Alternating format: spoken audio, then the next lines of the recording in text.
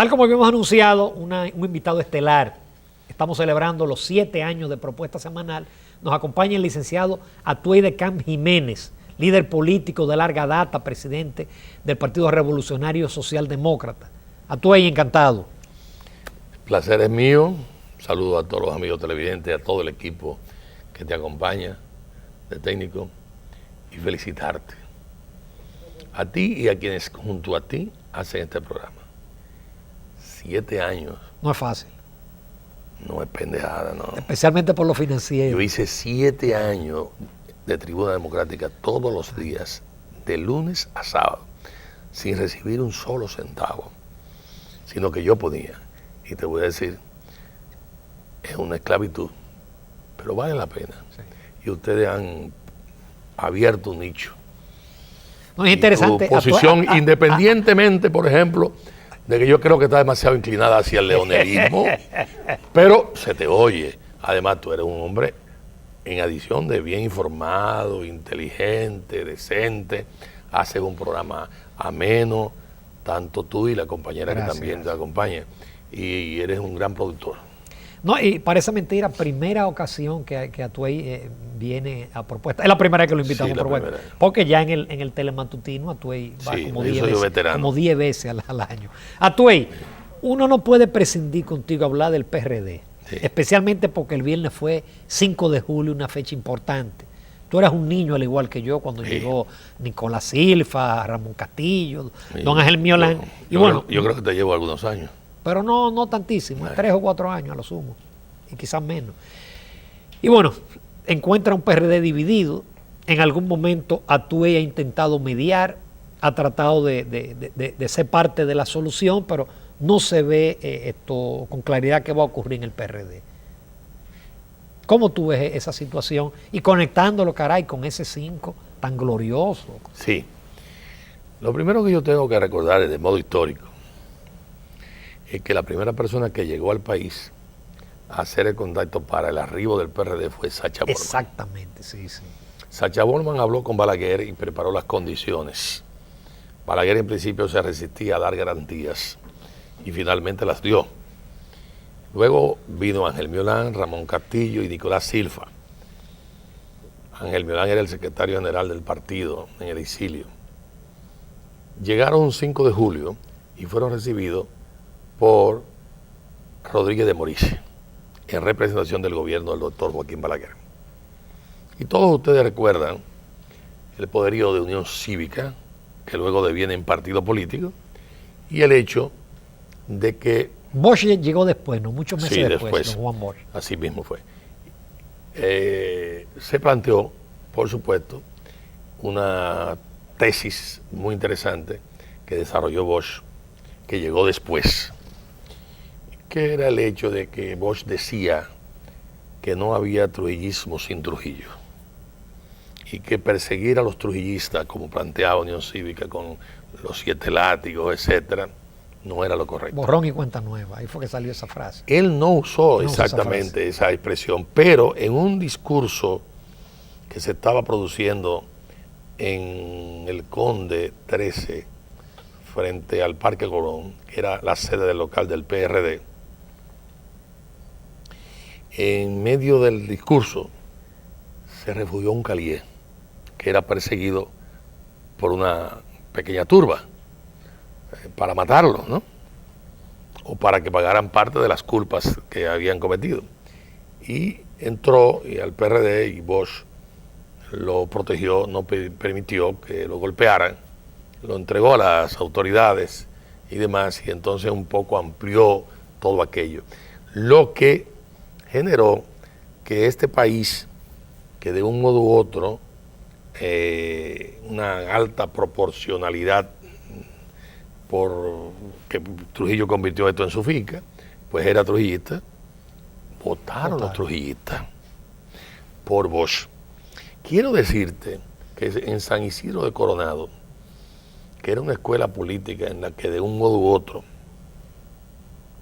colaboraron organismos norteamericanos. Eso fue en Costa Rica. Costa Rica. Bosch, me lo cuenta a mí Rodrigo Borja, en unas preguntas que le hicieron, él dijo, si en estos momentos en Ecuador se le cortara un brazo a todos los que fueron velaquistas por Velasco sí. Ibarra, probablemente tendríamos un país de mancos en el Ecuador. En el fondo, él estaba haciendo un parangón con República Dominicana. Con República Dominicana. Es decir, si usted le cortaba un brazo a lo que había sido Troyita, eran pocos relativamente por la ceguera, el peso del gobierno, los servicios de inteligencia, etcétera, del gobierno de Trujillo. Entonces, ¿qué cosas se puede hacer y qué es lo que está pasando en el PRD? Cuando tú desbordas los principios y no los respetas, eso es malo, porque ahí viene un feedback. Por ejemplo, yo he oído tu posición en relación con el doctor Leonel Fernández Reina. No comparto el estilo ni el proceder del gobierno de Leonel Fernández Reina, pero eso no me lleva a mí a insultar a Leonel Fernández Reina, bajo ningún concepto. Es decir, tengo un criterio contrario a una serie de amigos, pero eso no me lleva a ese extremo. Yo creo que la vida política tiene que ser en gran parte respetada y saber cómo manejarse y responder a ella. En el PRD, partido histórico, del que yo he sido miembro y no he salido, y algunos me dirán, y bueno, ¿y cómo usted forma el PRSD? Porque te sacaron, te expulsaron. No.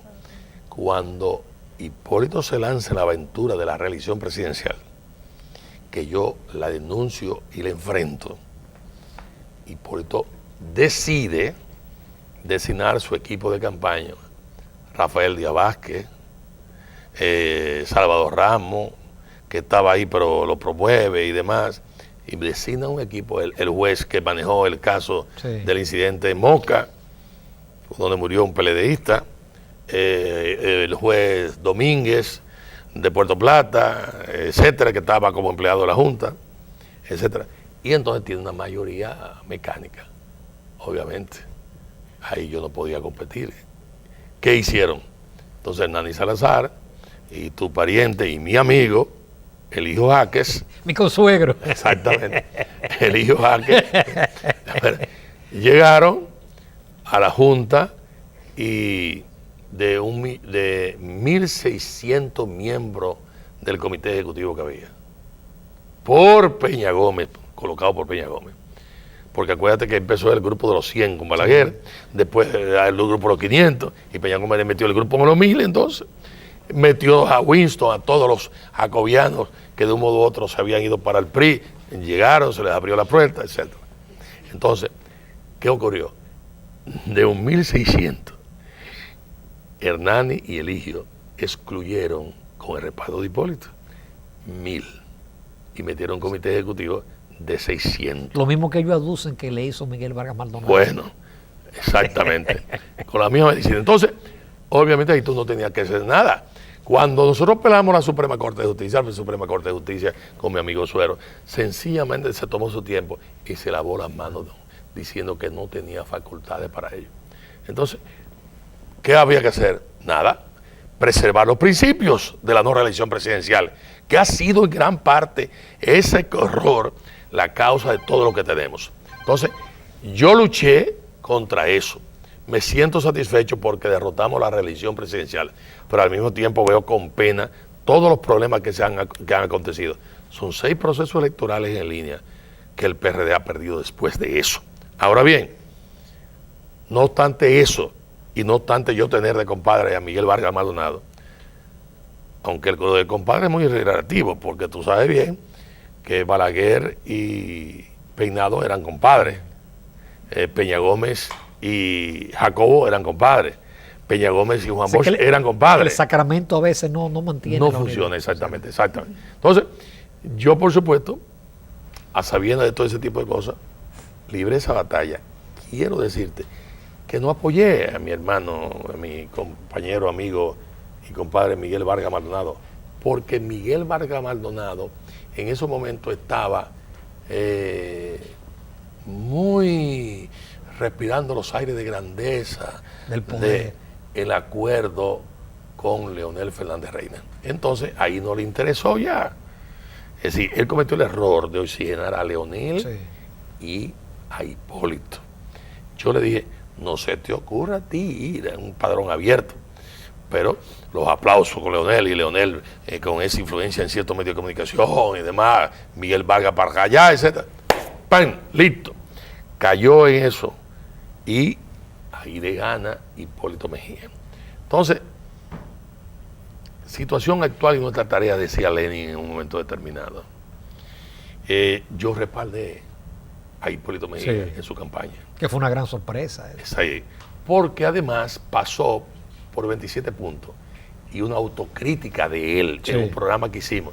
Y bueno, mis diferencias no eran personales, eran políticas. Ahora, ¿qué acontece?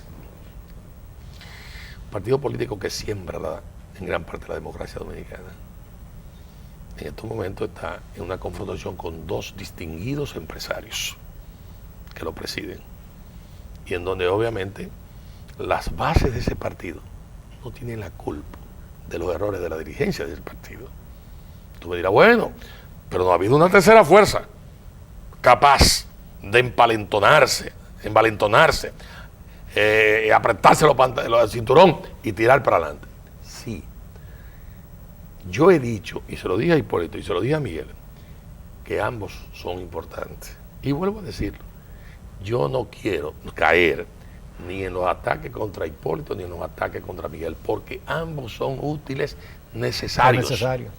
Entonces, ¿por qué? Por muchísimas razones. Y porque no hay derecho a que personas que incluso están de espalda a la memoria histórica de Juan Bosch, y hago excepciones, yo creo que Danilo está haciendo un gran esfuerzo, que hasta lo saludo y lo aplaudo, y le deseo éxito, y demás. Pero los principios de Bosch en el PLD hace tiempo murieron, vamos a estar claros, y en el PRD también, los principios de Bosch y de Peña Gómez. Entonces tú tienes archipiélago de intereses, tú tienes realmente situaciones en donde la corrupción ha campeado por sus fueros en el país. Y hay que enfrentar esa situación. Yo soy optimista, no obstante el hecho de que sé que es muy difícil.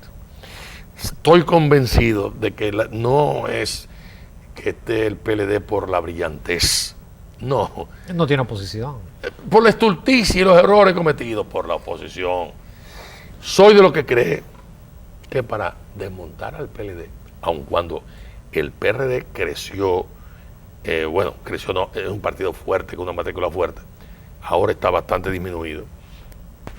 Se señala que un 20%. Y la base del PRD está desesperada porque se busque una fórmula, una solución. Yo he tratado, y voy a seguir tratando de contribuir.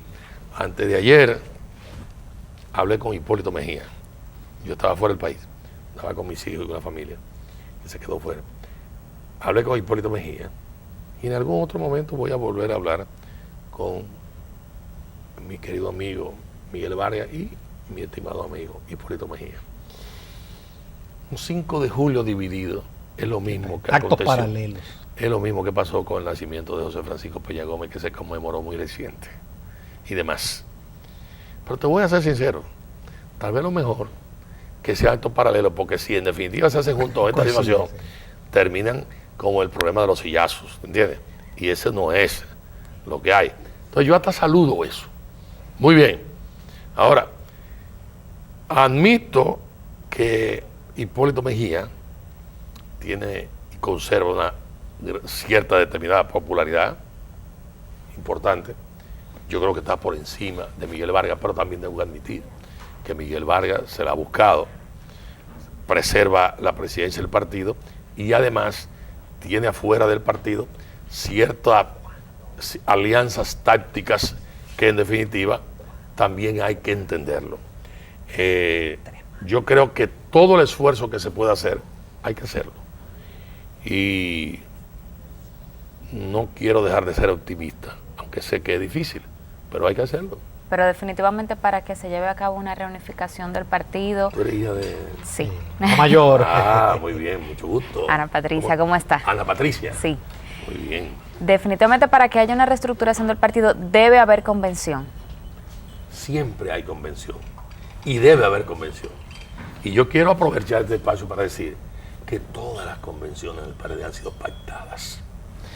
La primera convención que se celebró para escoger a Juan Bosch fue en un cine en el Sánchez Osama. La primera. Resulta que el candidato vicepresidencial fue Buenaventura Sánchez. Fue a un programa de televisión o de radio y dijo que había tenido un sueño con su madre que le había dicho que iba a ser presidente. Y Juan Bosch montó en cólera y obviamente mandó a hacer otra convención. Yo estuve en la primera acompañando a mi papá. Estuve en la segunda que se hizo en el cine San Carlos, donde se psiquitrilló a Buenaventura Sánchez, que después fue ministro de Educación. Pero se buscó, Balaguer. No, ministro de Educación con Bosch. Con Bosch. Sí, se buscó a segundo Armando González Tamayo. Médico de Valverde Mao, que nadie lo conocía, nada más en su casa. Una buena gente, amigo mío, y demás. Oye, todo eso fue pactado, yo lo recuerdo. Porque el hecho de que tú pactes no significa que los que no pacten no participen. Claro. No, hombre, tú pactas, pero los que no han pactado tienen el derecho de participar y hasta derrotar a los que pactaron y demás. Debe haber un acuerdo entre Miguel e Hipólito Mejía. Es la única forma. Eso lo entiendo. ¿Por qué? Porque ellos tienen ya bastante tiempo manejando, en cierto sentido, el partido. Y vamos a estar claros, no es que haya muchos eunucos, pero por supuesto, en el caso mío, por ejemplo, yo reaccioné cuando Peña Gómez firmó el congelamiento del PRD y dije no. Y se había creado el BIS y el PRI, y dije ni BIS ni PRI, PRD y demás. Bueno, yo quiero ser y voy a seguir siendo optimista, pero hay que hacer una convención.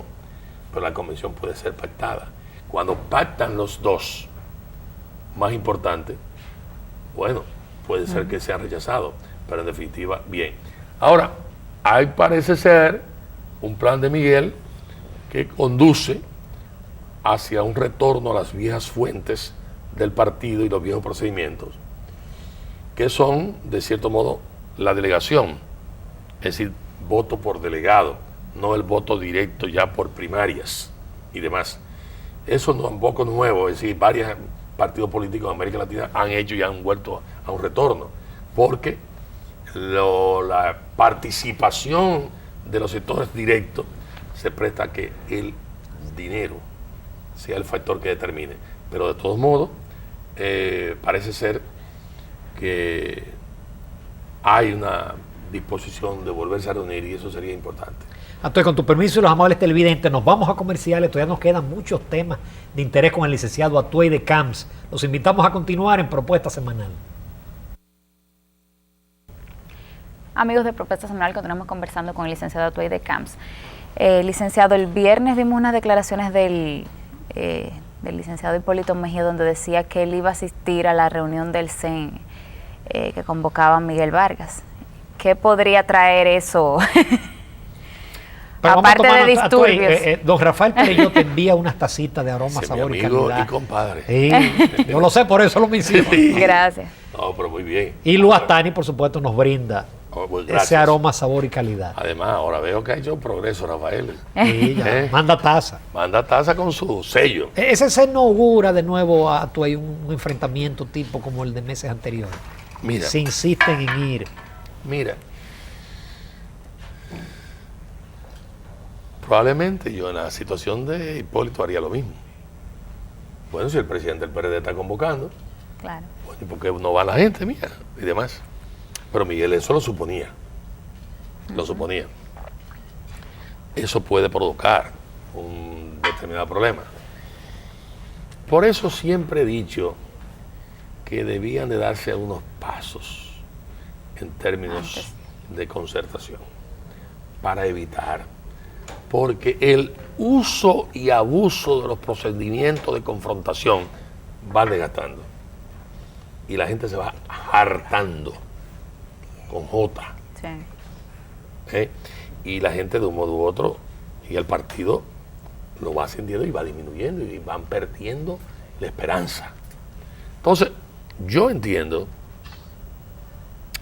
que las fechas, y en eso Guido tiene razón, y yo lo he dicho y lo dije antes, las fechas no son tan importantes, porque de un modo u otro se puede arguir los precedentes.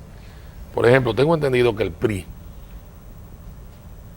con el conflicto que ha tenido, el Tribunal Electoral Supremo decidió que las viejas autoridades del PRI continúen en lo que se celebra el proceso de convención. Eso se llama precedente histórico, para lo que llevan anotaciones. Sí. Y jurídicos, para lo que llevan anotaciones. Entonces, ahí hay que darse cuenta de que podría pasar lo mismo con el PRD. Dite en el clavo. Exactamente. Ese es un factor. El otro es, yo no conozco un presidente de un partido político que sepa que va a haber un matadero y va a convocar para que se produzca ese matadero. No. Es decir, tanto Miguel como Hipólito tienen una responsabilidad de evitar que eso se produzca. Afortunadamente, en los sillazos y el espectáculo que se produjo, no hubo muertos, afortunadamente, aunque hubo algunos heridos. Pero ese espectáculo hay que disminuirlo, tratar de evitarlo y llegar a un acuerdo. Yo quiero seguir siendo optimista sobre esta base. Cuando el almirante Cristóbal Colón salió de Palos de Moguer, de España, hacia la búsqueda de una ruta más corta hacia los países de especies y demás, se decía que la Tierra era plana. Copérnico dijo que no. Mucha gente entendía que se iba a llegar a un borde y que ahí venía del abismo y se caía. Hay muchos que entienden que no se ha llegado al fondo total. Y hay otros que entienden que es bueno que se llegue al fondo total para que en definitiva se pongan cuerdos y sepan lo que puede producirse en función del abismo y demás, aunque Copérnico demostró que tenía razón con el tema de la Tierra redonda y la gravedad. Los que dicen que la división del PRD no han producido nada, están equivocados, además niegan la realidad histórica. Ahí está el PLD, 20 y pico de años, y haciendo toda la diablura posible, esa vida y por haber, con sus excepciones, tengo que también que reconocer. Y demás. ¿Cuál es tu juicio del gobierno de Danilo Medina hasta ahora? Positivo. Yo creo que Danilo Medina, en definitiva, está haciendo un buen gobierno. Por ejemplo, no está incurriendo en las barbaridades en las que incurrió. Y yo te voy a hacer crítico aquí públicamente y pensar con un amigo que yo te tengo aprecio, además. Igualmente. Vamos a estar claros. A mí me indigna. Yo compré un libro de Juan Bosch los otros días y yo recordé aquellos discursos de Bosch del 62, donde Bosch decía, ¿por qué el Consejo de Estado compra 70 tractores, siendo ya yo presidente electo y no se me informa, ni se le informa al país?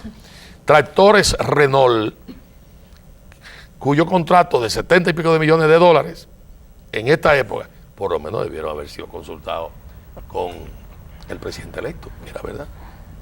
Yo te diría a ti, tú que eres constructor. Era. Bueno, pues era constructor. Esos son títulos que no se pierden y experiencias que no se pierden. Y hay derecho para que los ciudadanos dominicanos no sepamos que detrás de la carretera Samaná había un peaje sombra de más de 2.000 y pico de millones. No hay derecho a eso. Y hay derecho, yo lo dije en un programa de televisión tuyo, y hay derecho para que Víctor Díaz Rúa, amigo mío, oye, haya metido a Leonel con el concurso de Leonel en la aventura de privatizar la carretera que hizo Cáceres, que la Duarte, que hizo Trujillo, que hizo Salvador Blanco, que hizo Antonio Guzmán, que no hubo aquí sector privado que aportara nada en ese sentido, o la que hizo Balaguer con la 6 de noviembre, y la privatizaran.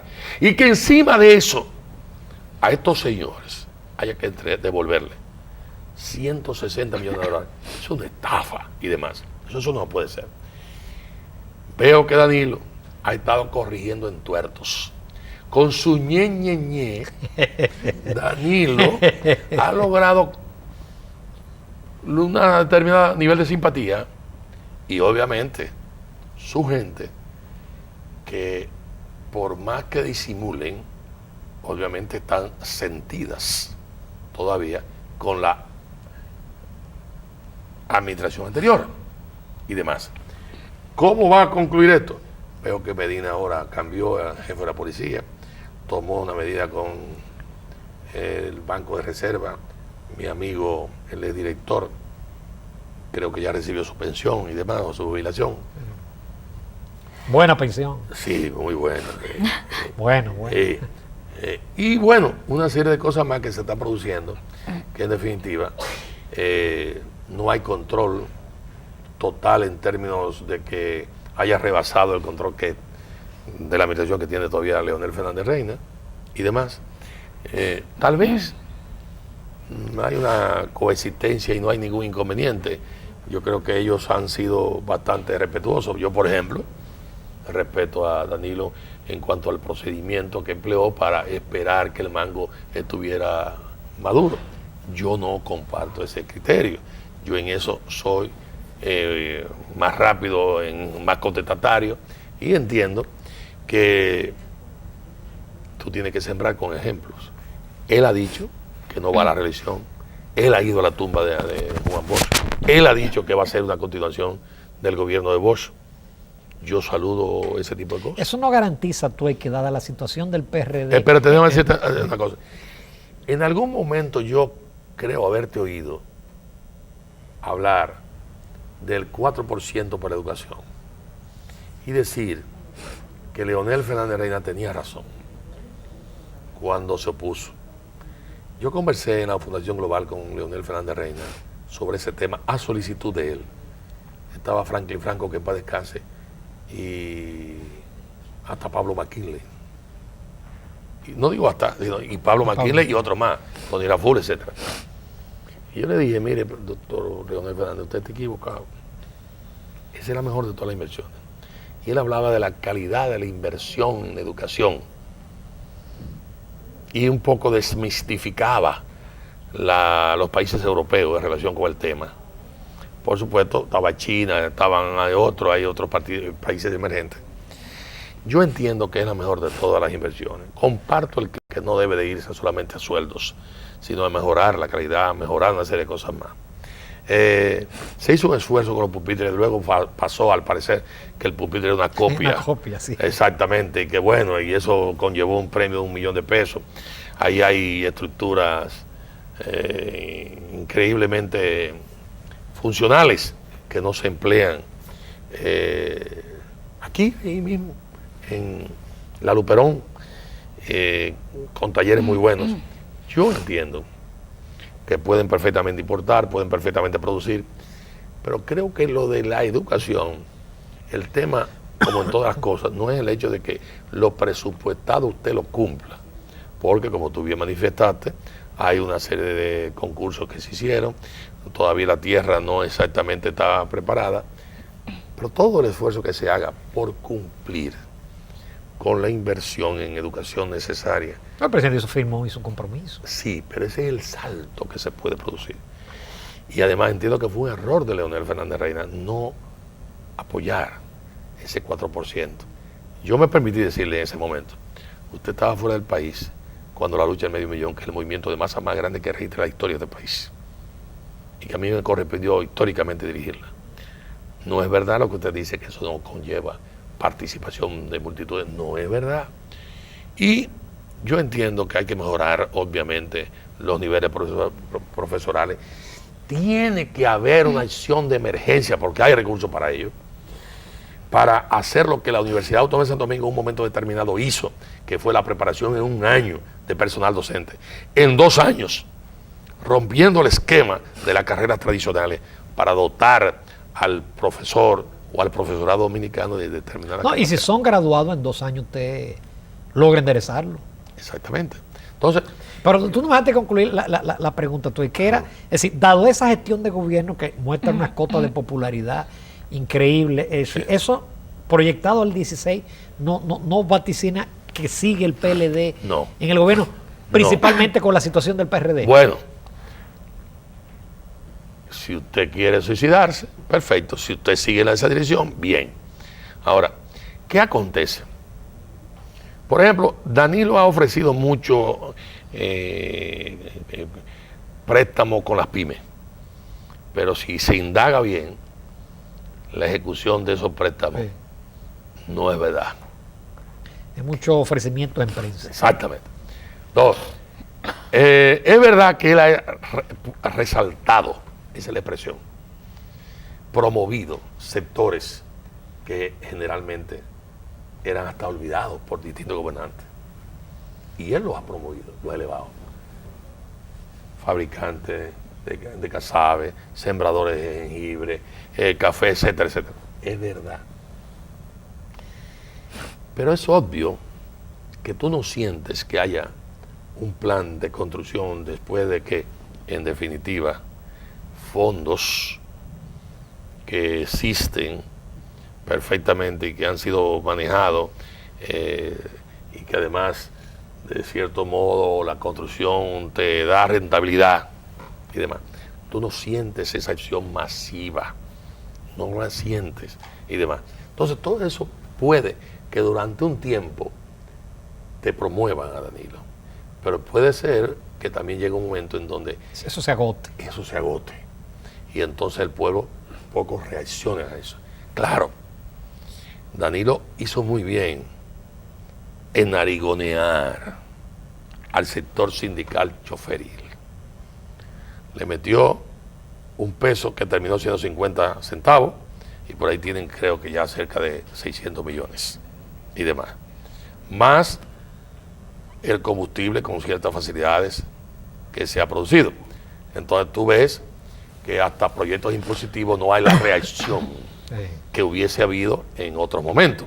Y en eso debió haberlo. Que debió haberlo. En eso actuó hábilmente Danilo.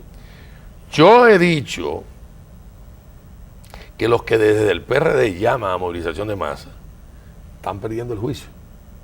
¿Por qué? Porque la base de esas movilizaciones son los choferes. Eran los choferes. Óyeme, el éxito de Peña Gómez nosotros era Nacho Sin y luego los sindicalistas. Y los sindicalistas ahora están bajo control de Danilo. Y por supuesto, están bajo control de Danilo porque no ven expectativas en el PRD.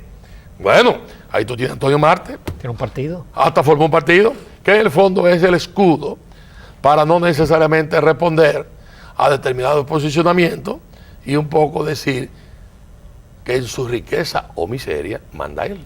¿Sí, no?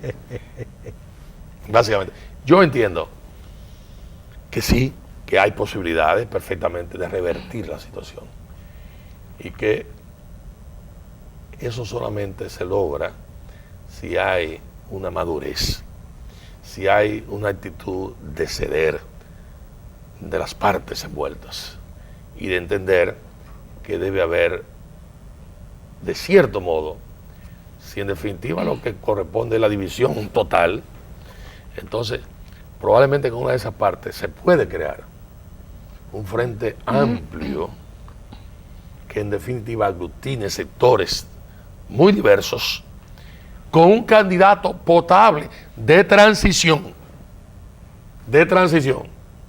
No me estoy recomendando yo para nada, no es el caso mío. Y de transición que permita sumar una serie de factores. Pero esa era una pregunta. Si ustedes le propusieran, por ejemplo, ser ese candidato mediador en lo que llega a una posible solución, ¿usted asumiría la presidencia del PRD? Mira, el planteamiento mío es el planteamiento de lo que están planteando eso. Vaya la repetición cacofónica, es diferente. Muchos entienden que la unidad del PRD pasa por mi incorporación. Lógico. Y de cierto modo es verdad. ¿Por qué? Porque en vida yo soy el PRDista más coherente que ha habido. con los principios Además, del PRD. tú eres un símbolo de la organización. Yo comentaba al inicio, decir, oye, la trayectoria tuya es un ejemplo. Así Qué mismo. pena tú ahí no tenés más tiempo, pero yo te agradezco en todo lo que vale. En este aniversario del programa, haber contado con tu participación, Muchas siempre gracias. brillante, siempre. Muy amable. Y además edificante. Ojalá te Muy escuchen amable. los PRDistas. Muy amable y además compartir en este 7º aniversario, el Lucky 7, ¿no? Y en adición a eso, conocer a su hija. Gracias. Muy bien, y los éxitos que ustedes están cosechando. Y mucha salud a toda la familia. Gracias. Muchísimas gracias, Tuey de Muy Camps. bien. Nos vamos a comerciales. Seguimos en Propuesta Semanal.